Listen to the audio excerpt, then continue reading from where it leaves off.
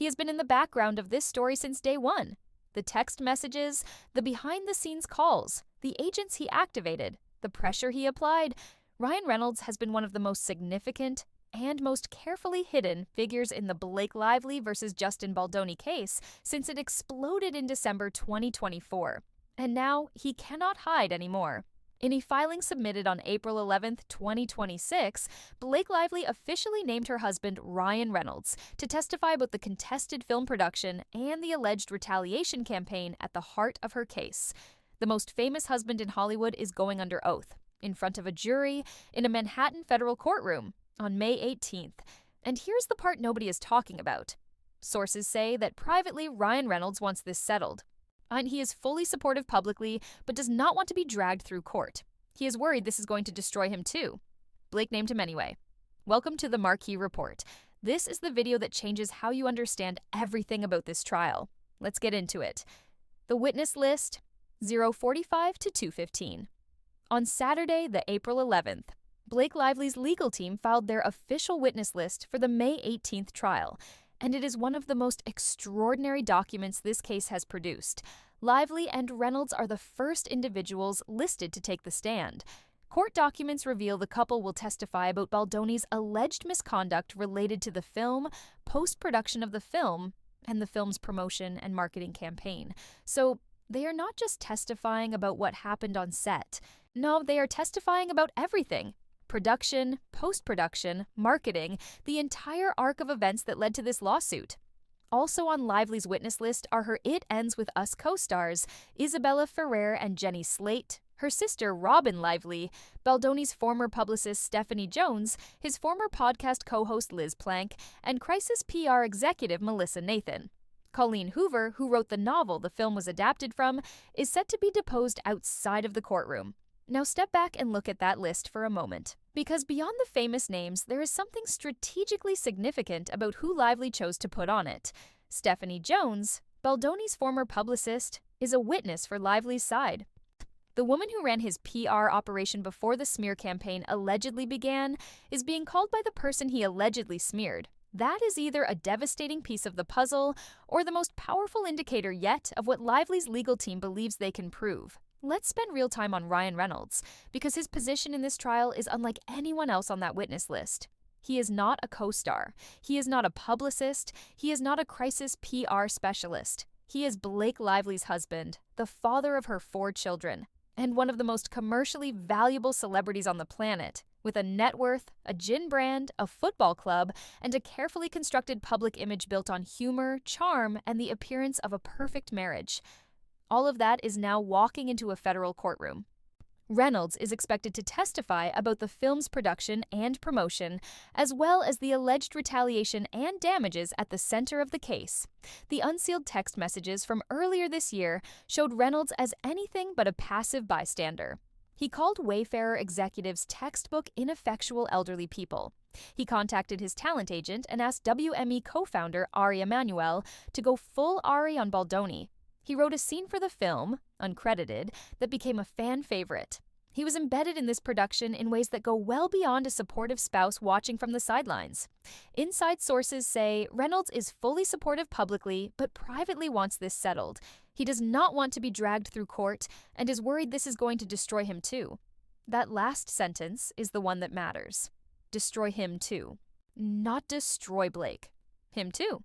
Which means he understands that what is coming in that courtroom has the potential to damage his reputation independently of whatever verdict the jury reaches on the retaliation claims.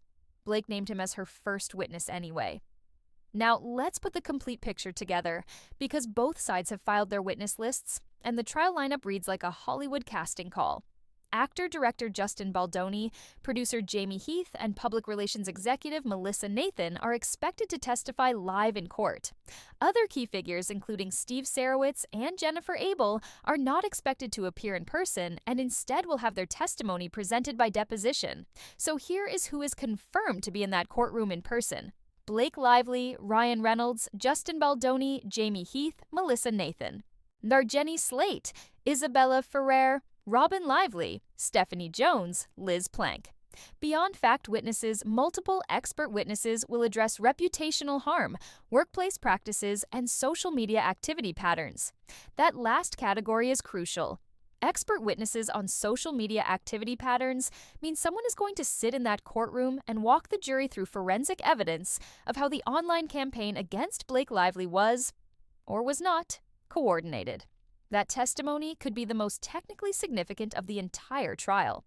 A rapid-fire wave of filings has hit the docket, with more than 70 entries added between April 10th and April 13th alone, ranging from dueling motions to exclude expert testimony to propose jury instructions from both sides and an extensive joint pretrial statement outlining each side's evidence and strategy. 70 filings in 3 days. Both legal teams are throwing everything at this before the jury is even seated. Here's the question at the center of everything.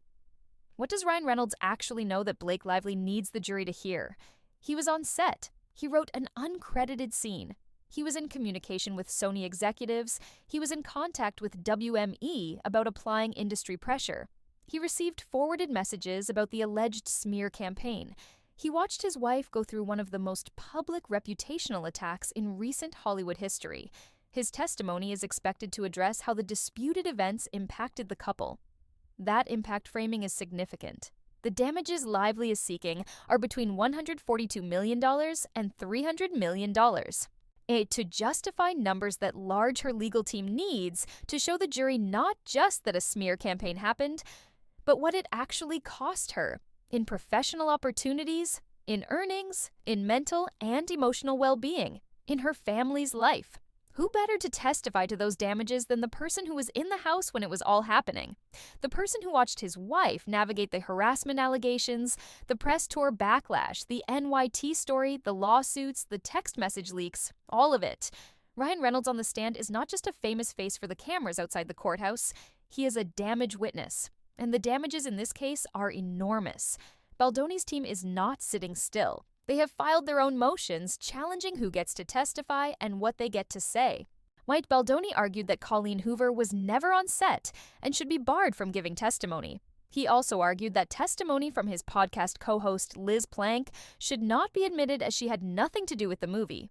These are strategic challenges designed to narrow the evidence the jury hears. If Hoover cannot testify, even by deposition, Lively loses a voice that could speak to the creative vision of the film and what departure from that vision looked like. If Liz Plank cannot testify, Lively loses a window into Baldoni's professional relationships and character. The judge will rule on these motions before trial begins. Every ruling narrows or widens what that jury gets to consider. Meanwhile, the cameras will not be inside that courtroom. Filming and photography will not be allowed inside the courthouse, but the trial could still create a feeding frenzy because of fans hoping to catch a glimpse of the stars outside or vying for a seat inside to hear the salacious allegations.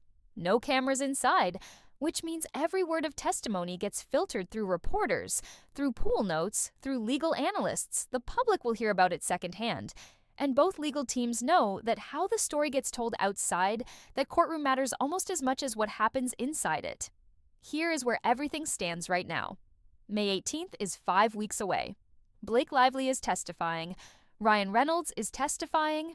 Justin Baldoni is testifying. Jenny Slate is testifying. The PR specialists at the center of the alleged smear campaign are testifying. 70 pre-trial filings have hit the docket in 3 days. The damages sought are between $142 million and $300 million.